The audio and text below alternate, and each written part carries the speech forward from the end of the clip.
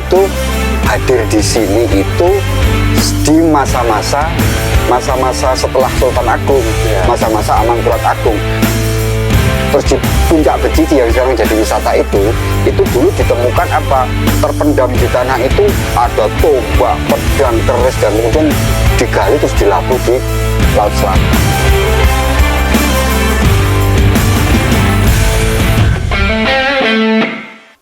Halo sedulur cerita kampung, assalamualaikum warahmatullahi wabarakatuh.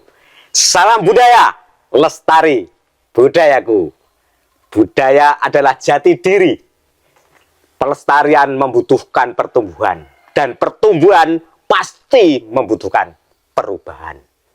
Masih bersama saya, Marno Swito, S2, SD, SMP. Kali ini saya berada di Pedukuhan Tangkil, Kelurahan Muntuk, Delingo Bantul, Yogyakarta. Dan tema saat ini adalah Bumi Aji Mataram. Ingin tahu lebih jauh bagaimana dengan Bumi Aji Mataram? Kali ini kita menghadirkan narasumber, yaitu tokoh pemuda, aktivis budaya di Kelurahan Muntuk. Siapa lagi kalau bukan Mas Rianto Tanagraha. Selamat sore Mas Rianto Tanagraha. Assalamualaikum. Waalaikumsalam. Ya. Saya Mas, sirai mumbul. Beliau adalah Rianto Tanagraha. Mas Rianto Tanagraha. Kenapa kok bisa dipanggil Rianto Tanagraha itu bagaimana, Mas? Waduh, malah Rianto. Lah iya. Jadi Rianto itu pemberian nama dari orang tua. Rianto. Terus kemudian Tanagraha itu ketika saya belajar kesenian, saya menemukan satu kata Tanagraha yang itu artinya terlepas dari segala macam mara bahaya. Dan itu termasuk terlepas dari kemiskinan. Jadi saya pengen sugih, makanya saya langsung saja bikin tambahin aja itu biar keren, nama panggung. Jumbuh dengan orang Jawa itu asmo pinangka Jopo. Amin. Semoga terkabulkan, Gusti. Kembali ke topik kita tadi adalah Bumi Aji Mataram. Sebenarnya ada apa sih dengan Bumi Aji Mataram kok bisa berada di Muntuk itu? Bagaimana, Om? Ya, berada di Muntuk atau tidak itu sebenarnya itu kan sebuah kajian ya, Mas. Dulu itu kan saya dulu lama tidak berada di kampung halaman ini. Terus tahun 2018 itu saya pulang. Kemudian saya dari kecil sebenarnya saya gelisah ketika melihat karakter-karakter masyarakat di Muntuk itu, di Tangkil misalnya, di Banjarharjo misalnya, itu kok beda banget kan gitu. Tangkil itu orangnya itu cenderung pemalu, ngomongnya santun, lembut kayak gitu. Sementara di Banjarharjo ke sana, ke utara itu ngomongnya itu lugas. Lugas misalnya gitu. Misalnya contoh Jawanya ya. Kalau orang Banjarharjo satu ke sana itu kalau ngomong itu ya insul sumpah Dora, ya, seperti itu. Sementara kalau orang Tangkil tidak seperti itu, ngomongnya cenderung halus. Itu kenapa? Padahal kan dekat sekali. Bahkan yang menarik lagi, saya kemudian mikir di Tangkil itu ada di Muntuk ya, total di Kelurahan Muntuk itu ada 2 makam, 3 sebenarnya sama Seropan. Tapi 2 makam yang saya omongkan itu 1 makam Tangkil, 2 makam Sanggrahan. Nah, ini ternyata itu orang Banjarharjo, Sanggrahan, 1, 2 sampai Muntuk sampai Gunung Cilik itu semua makamnya di makam Sanggrahan. Kemudian Tangkil Karangasem itu makamnya di makam Tangkil. Seperti itu. Jadi kok ternyata kok bisa orang yang sebenarnya lebih dekat ke makam Tangkil, kenapa mereka tidak mau dimakamkan di Tangkil? Ternyata ada unsur darahnya. Jadi mereka tidak mau karena leluhur mereka berada di situ, mereka maunya tetap di situ. Tangkil juga demikian seperti itu. Loh, berarti secara konteks leluhurnya berarti bisa jadi beda. Kok bisa kan seperti itu? Terus kemudian di Sendang Sinongko di Padukuhan Tangkil itu kan ada satu sendang namanya Sendang Sinongko. Itu ketika saya tanya sama orang sepuh gitu, sama ketua adat Mbah Tukimin segala macam itu, ternyata itu menyimpan banyak cerita. Satu, cerita tentang Ki Honggowongso, Nyai Honggowongso dan keluarga itu. Terus kemudian cerita tentang Kiai Suroyudo. Jadi terus kemudian saya saya cari lagi pasalnya itu ternyata Ki Anggawangsa itu beliau itu hadir di sini itu di masa-masa setelah Sultan Agung, Ya. masa-masa Amangkurat Agung. Kok bisa satu keluarga? Ternyata masa itu kan Ya. ada repot di ibu kota di Pleret itu. Sebentar Mas. Saya agak tertarik dengan itu. Jenengan merasa prihatin jenengan itu aktivis, kok sampai merasa prihatin, merasakan ada apa yang ada di lingkungannya, sampai cara pemakamannya itu nggak mau bersatu itu sudah turun temurun. Jadi selagi masih hidup dia itu weling atau bagaimana kok tidak mau dijadikan satu dalam pemakaman itu. Ya biasanya gitu. Jadi orang yang punya darah Tangkil meskipun dia hidup di Banjarjo misalnya, ketika meninggal makamnya di Tangkil. Itu di keluarga yang punya hubungan darah sama Tangkil gitu. Demikian juga sebaliknya, ada orang yang tinggal di wilayah tanahnya itu di Tangkil, tetapi dia tetap nggak mau jadi penduduk Tangkil, tapi tetap penduduk Banjarjo kan gitu. Itu kalau ditanya itu alasannya kenapa kok nggak mau? Ya itu kan berkait jati diri mungkin ya Mas ya. Kalau sudah seperti itu berarti ada jati diri yang mereka bela, ada yang mendasar mereka bela. Dari situ kemudian ya kok bisa berbeda seperti itu. Kemudian karakter cara pengucapan kalimat-kalimatnya ini lugas, ini halus dan lain sebagainya. Ketika saya membongkar tentang keluarga Ki Anggawangsa itu ternyata oke. Nama-nama yang di Tangkil ini kan ternyata nama cukup penting secara linguistik kan, sebuah tempat yang ditinggikan. Bahkan non sewu di keraton itu ada satu kayak singgasana atau rumah di tengah. Itu namanya kan Tangkil. Iya, di pendopo besar nanti di tengahnya ada satu kayak kayak gazebo. Di keraton itu namanya Tangkil gitu. Kira-kira difungsikan untuk apa di keraton itu? Wah itu nek keraton banyak ngerasa dalam saya sembah miring nih itu nek saya wedi nih itu kan. Iya. Tapi yang kepentingan kita di sini sebenarnya kan pengen mencari jati dirinya kita. Apakah kemungkinan besar bahwa warga masyarakat Tangkil itu keturunan dari Anggawangsa tersebut? Terkait dengan itu kita tidak tahu sebenarnya. Tapi terpenting adalah gini. Terpenting adalah itu sangat berpengaruh di karakter masyarakat, terutama bahwa ternyata keluarga Ki Anggawangsa, Nyai Anggawangsa dan satu keluarga itulah yang kemudian berpengaruh besar di kebudayaan masyarakat Tangkil yang akhirnya menghasilkan kerajinan bambu. Karena hidup di tempat seperti ini, kemudian mereka dulu berasal dari ibu kota di Pleret, terus mau bertani wegah panas toh Mas. Iya. Akhirnya mereka tetap di rumah tapi harus menghasilkan. Nah, dekatnya pohon bambu ya mereka bikin kerajinan bambu. Terus cara bertahan hidupnya juga masak dari apa yang ada di sekitar gitu. Jadi tokoh Anggawangsa itu bukan dari Tangkil sendiri, tapi dari luar Tangkil. Bukan. Lah kenapa kok bisa pindah ke Tangkil? Itu goro-goro di ibu kota Mataram waktu di Pleret ya kan, jarak dari Muntuk ke Pleret itu kan cuma 5 kilo. Iya. Cuma 5 kilo. Jadi kalau di masa itu kan setelah Sultan Agung itu kan ada satu raja yang dikenal sebagai raja yang Adigong Adiguno kan gitu kan. Siapa itu? Amangkurat Agung. Nun Sewu. Yang beliau sekarang dimakamkan di Tegal. Yang dikenal dengan Sultan Sido Tegal itu. Iya. Nah, di masa itu kan terjadi pergolakan, pemberontakan di mana-mana seperti itu. Terus kemudian perebutan kekuasaannya luar biasa sehingga menghasilkan orang-orang yang tidak nyaman hidup di ibu kota. Kemudian banyak yang menyingkir. Nah, salah satunya itu yang menarik kan Ki Anggawangsa itu masuk di rombongan itu. Lah menariknya itu di Muntuk itu ada namanya Sanggrahan. Sebentar, Om. Itu yang Anggawangsa.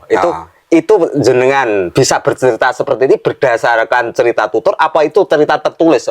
Cerita tutur. Jadi di masyarakat itu Ki Anggawangsa, Nyai Anggawangsa itu setiap kenduri, setiap apa itu selalu disebutkan. Kalau orang kampung menyatakan itu sebagai danyang. Tapi kalau secara linguistik kan dahyang itu kan yang terhormat. Jadi mungkin bisa disebut cikal bakal begitu atau beda? Kalau cikal bakal kampung itu nanti ditanyakan kepada ketua adat ya, nah Iya, itu iya. saya nggak berani ke sana. Iya, iya, iya. Tapi saya kajian-kajian yang pasal-pasal pecah ini coba tak rangkai-rangkai gitu. Iya, iya, iya. Terus hasilnya ya seperti itu. Hasilnya kemudian bahwa kesimpulannya Honggowongso itu adalah satu keluarga dari Mataram yang bergeser ke sini kemudian membangun kehidupan di sini, dan hasilnya salah satunya kerajinan bambu. Terus pas kenapa kok di masa misalnya kok bisa mengambil kesimpulan itu ada di masanya Amangkurat Agung? Iya. Karena di Muntuk ada sanggrahan. Sanggrahan yang artinya pesanggrahan, dan di sana ada namanya Dok Pangeran. Iya, Lah, iya.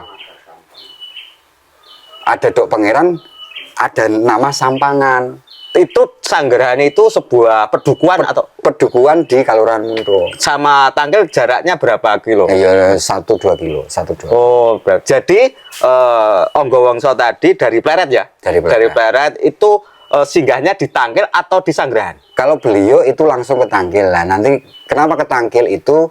Karena di sini dulu ada satu sesepuh yang kemudian dari kakek-kakek buyutnya dari masanya Sultan Agung pun sudah jajah desa Milangkori bertemu dengan beliau. Namanya iya. Ki Tunjunganom. Ki Nah, itu, Tunjunganom. itu sangat berpengaruh. Kalau itu sudah masuk wilayah itu, saya nggak berani ngomong. Itu nanti tetua adat lah nanti yang menceritakan tentang segala macam itu. Tadi Mas Rianto bilang bahwa Ki Onggowongso itu sekeluarga. Itu keluarganya berapa orang? Ada 4 orang. Beliau, Ki Honggowongso, Nyai Honggowongso, kemudian putranya Den Bagus Kuncung, kemudian anaknya Siti Sendari. Siti Sendari kemudian menjadi situs di Tangkil sebelah timur, didokumentasikan kan gini ya, ternyata nenek moyang kita dulu itu kalau punya cerita yang harus diturunkan ke anak cucu itu ditempelkan ke tempat-tempat yang monumental, artinya yang tidak gampang hilang lah. Sendang itu kalau di kampung Sendang itu adalah tempat nek koyo neng peradaban yang pusat itu kayak candi, tapi kalau iya. ini tidak mungkin bangun candi toh. Adanya Sendang, adanya batu, adanya gunung. Nah, gunung itu kemudian diisi cerita. Ya, Nah, ya. jadi setelah itu saya melihat bahwa kok Sendang, gunung, batu itu koyo buku. Oh, ini ada ceritanya, ini ada ceritanya, ini ada ceritanya seperti itu. Nah, Ya. itu yang kita gali. Ya, ya. Ki Onggowongso dari Pleret datang ke Tangkil. Terus tadi bicara Sanggerahan. Itu peran apa di sana seorang Onggowongso itu? Tokoh. Bukan Honggowongsonya, sebenarnya itu akhirnya menghasilkan kata Bumi Aji Mataram. Jadi ada di Tangkil ada Ki Honggowongso, di Sanggerahan kemudian ada Dok Pangeran. Dok Pangeran di masa itu kemudian ada Pangeran Sampang, itu kan Madura. Oh, Kalau belajar sejarah kita akan tahu ada seorang tokoh Pangeran Madura di Mataram yang sangat fenomenal. Namanya Trunojoyo. Ya. Beliau itu adalah tokoh pemberontak yang berhasil menggulingkan Mataram Pleret itu. Oh, iya, iya. Jadi Ki Onggowongso pergi dari Pleret karena hatinya mungkin merasa carut marut ya, merasa gundah gulana dengan merasakan keadaan di Kota Raja mungkin Iya, gitu. Terus seperti itu. mengasingkan diri ke Kira-kiranya. ke Tangkil. Itu tafsir kita. Dan kemungkinan besar mungkin tidak bahwa warga Tangkil sendiri itu banyak sekali yang keturunan Onggowongso. Mungkin apa tidak? Ya mungkin, tapi kemudian harus tes DNA toh, gitu kan. Tapi kan terlepas dari itu kan warisannya, legasinya itu yang perlu kita lestarikan. Ya. Jadi Ki Honggowongso sudah mewariskan tentang karakter, bagaimana menjadi orang itu yang terima, memilih untuk bagaimana hidup tenang, hidup damai daripada berebut kekuasaan di Kota Raja kan gitu. Begitu, Mas. Daripada berebut kekuasaan kita minum dulu. Wah, iya, Mas. Ya, oke. Jadi ngono kuwi, Mas. Tadi Mas Rianto mengatakan bahwa di Tangkil itu mayoritas warganya sebagai pengrajin bambu. Apakah itu ada ikatannya dengan Ki Onggowongso tadi? Iya, pertama yang kemudian bertahan hidup di sini kemudian harus menghasilkan penghasilan supaya bisa bertahan hidup itu kan ya Ki Honggowongso. Ki Honggowongso merubah apa yang ada di dekatnya, bambu ya dia jadikan itu sebagai aktivitas harian, kemudian jadi kerajinan namanya kalo. Kalo itu nanti kalau orang sini ngomong kalo itu dari Jarwo Doso. Jarwo Doso itu dari kata akale lho.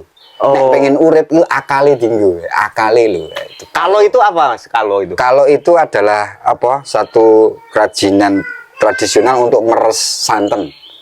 Meres santen, saringan santen. Jadi yang diciptakan awal Pertama kali itu Kalo. berupa perkakas rumah tangga untuk itu meres santen ya. santen, ya. Jadi Ki Anggawangsa mempunyai inovasi ya waktu itu, ide-ide yang cerdas. Mas Rianto, selain tokoh Ki Anggawangsa sekeluarga, mungkin ada tokoh lain yang mempunyai peran di Muntuk ini? Kalau perannya tidak terlalu, tapi di sisi agama ada di masa berikutnya. Kalau Ki Anggawangsa kan di masa Amangkurat Agung. Yeah. Nah berikutnya di masa Pangeran Diponegoro itu ada seorang tokoh namanya Kiai Surayuda. Iya. Kiai Surayuda itu kan salah satu senopati perangi Pangeran Diponegoro di area sini Tenggara sini. Nah, beliau itu juga tercatat di Sendang Sinongko. Makanya Sendang Sinongko itu unik karena satu sendang tapi namanya 3. Sendang Sinongko, Sendang Anggawangsa, Sendang Surayuda. Oh, Jadi itu ternyata masing-masing punya cerita gitu. Sinongko ngomong tentang gudeg, terus kemudian Ki Anggawangsa ngomong tentang kerajinan, terus Surayuda ini ngomong tentang agama. Jadi orang sholat pertama kali itu ditangkil itu Ki Surayuda. Oh, luar biasa. Yang ngajari sholat, yang ngajari itu. Jadi Sendang Sinongko itu diperkuat oleh beberapa tokoh ya, jadi sangat berhubungan erat dengan perilaku masyarakat Tangkil, baik budaya, sosial sampai agamanya. Agamanya tentu kuat ya Mas ya. Akhirnya ada masjid di dekat Sendang itu. Dulu masjidnya juga nanti sesepuh adat bisa menceritakan tentang bagaimana masjid, sejarah masjid dan lain sebagainya. Terus sudah di sini mayoritas pengrajin ya, itu apa ya, kok bisa generasi itu berkesinambungan? Itu ada pelatihan-pelatihan dari pemerintah atau sudah secara otomatis bisa anak-anak membuat kerajinan itu? Ya enggak ada pelatihan Mas. Kalau pelatihan itu ya ada ngono kayak, tapi itu kan sebenarnya enggak begitu anu ya. Karena ibaratnya nek saya bilang gini, orang Tangkil itu lahir ceprot iso nganyam.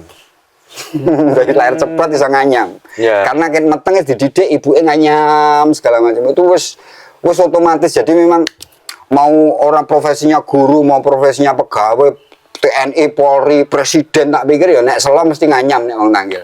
Jadi itu wis kebudayaan. Jadi ya ngono kuwi Mas. Terus tadi dari Anggawangsa itu juga mempengaruhi sebuah budaya, sosial, perilaku masyarakat dan lain sebagainya. Terus kembali ke bumi Aji Mataram. Ke bumi Aji Mataram.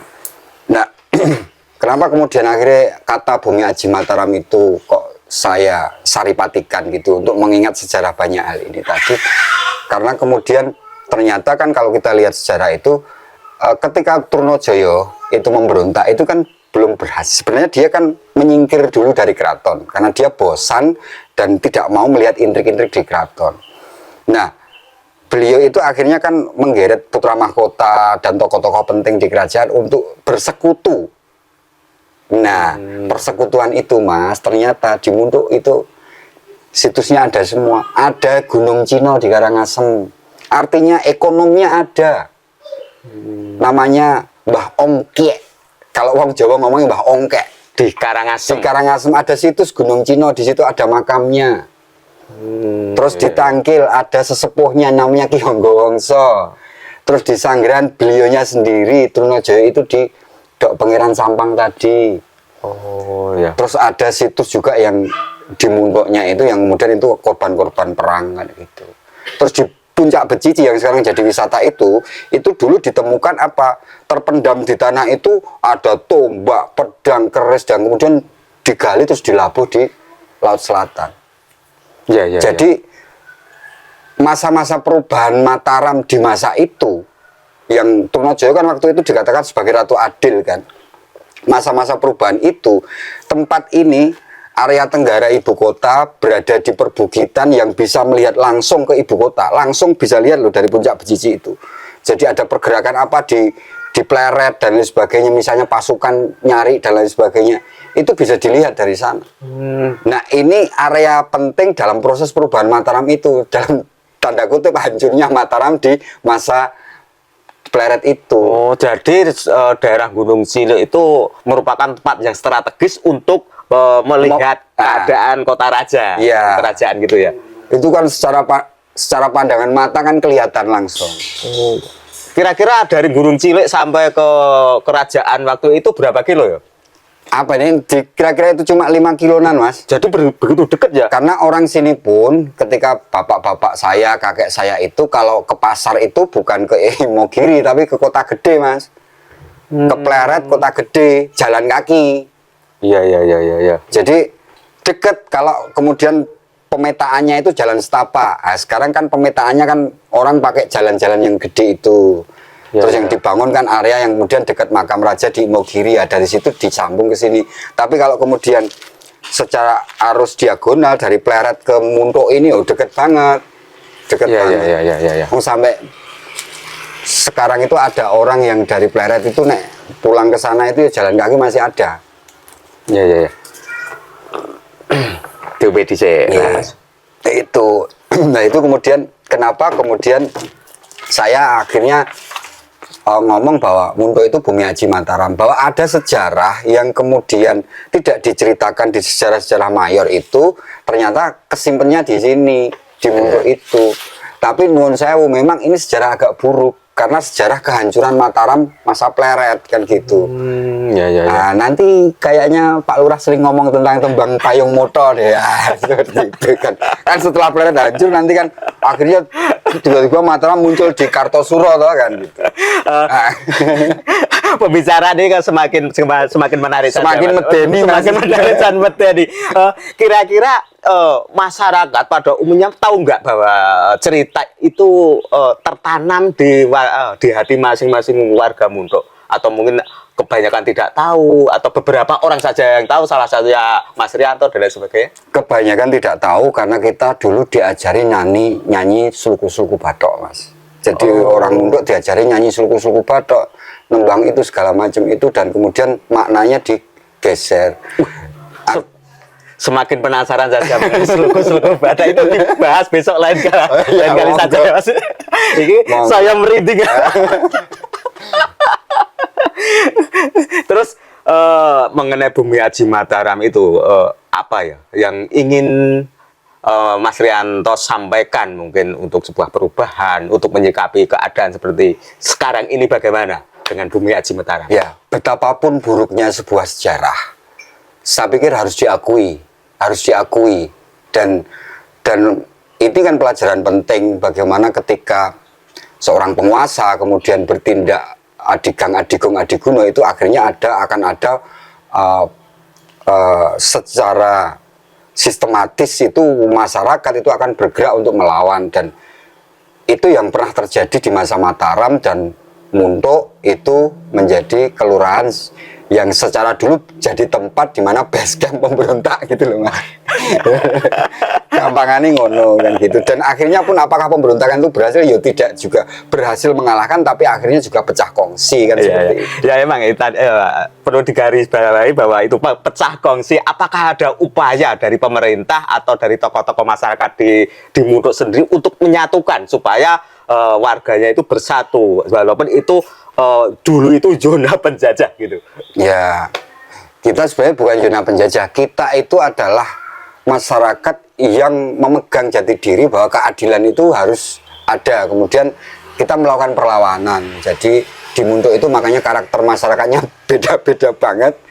Dan itu ya karena memang mereka itu masyarakat yang cukup berdaya sebenarnya, tapi untuk dikolaborasikan itu agak punya tantangan tersendiri karena sejarahnya juga begitu.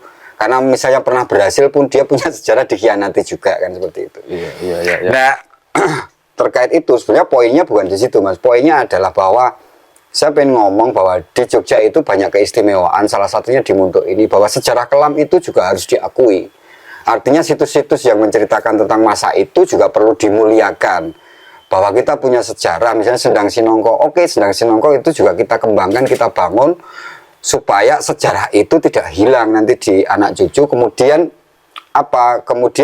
orang bisa melihat itu sebagai pelajaran. Iya. Sebagai pelajaran bahwa oh ternyata pelajaran yang bisa saya petik dari keluarga Ki Honggowongso misalnya itu adalah bahwa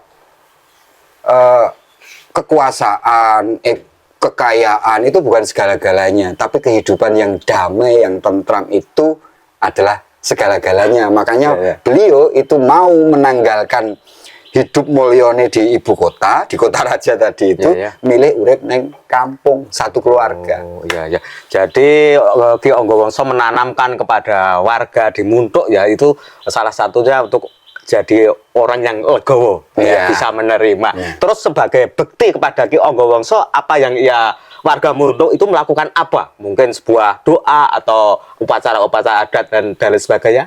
Kalau warga Tangkil Karangasem yang babone dari Ki Honggowongso itu kan sekarang jadi 2 pedukuhan Tangkil Karangasem itu tiap tahun kan ngerti dusun, terus ya itu ngirim doa ke beliau, terus ada gelar budaya, terus kemudian ini sekarang sudah mulai Sendang Sinongko itu sudah dibangun situsnya.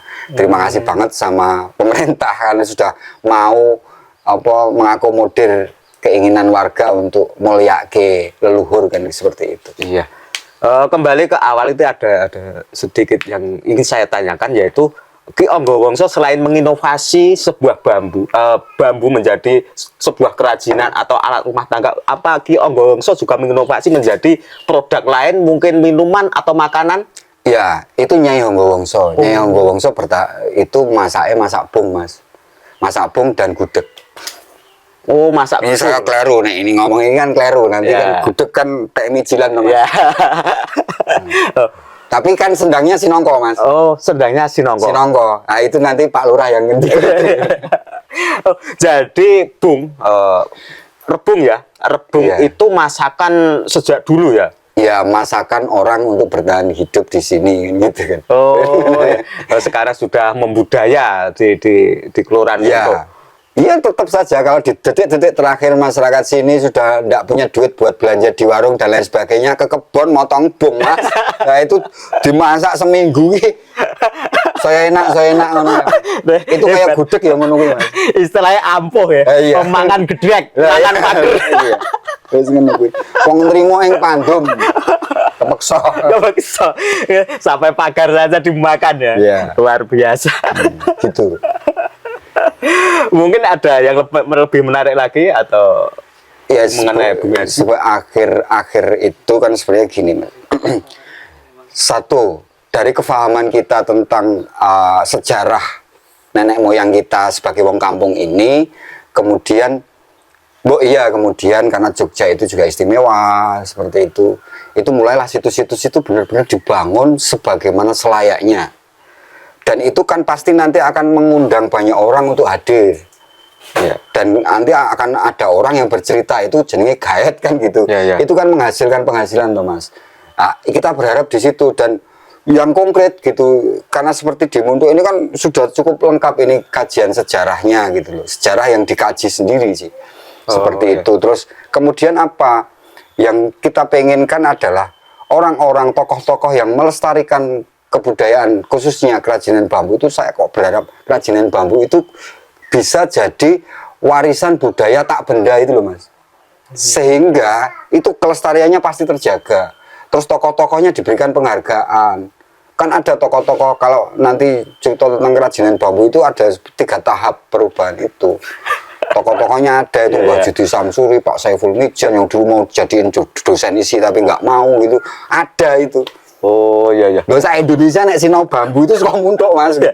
Itu benar, itu harapan dari warga begitu. Itu episode berikutnya. Itu Rukano ya, dengarkan pemangku wilayah bahwa warga Muntuk itu menginginkan bahwa situs-situs itu diuri-uri, dibangun sesuai dengan karakternya, ada fasilitasi, terus juga kerajinannya jangan dianggap ben-ben ini, ya. Mas. Ya, yang jelas itu warisan budaya tak benda kan gitu. Bertahan dari pengrajin itu kan enggak sederhana, Mas. Kayak pembatik itu kan juga, ya itu juga warisan budaya tak benda kan. Batik, wayang kulit diukir sari. Terus kita punya kerajinan bambu.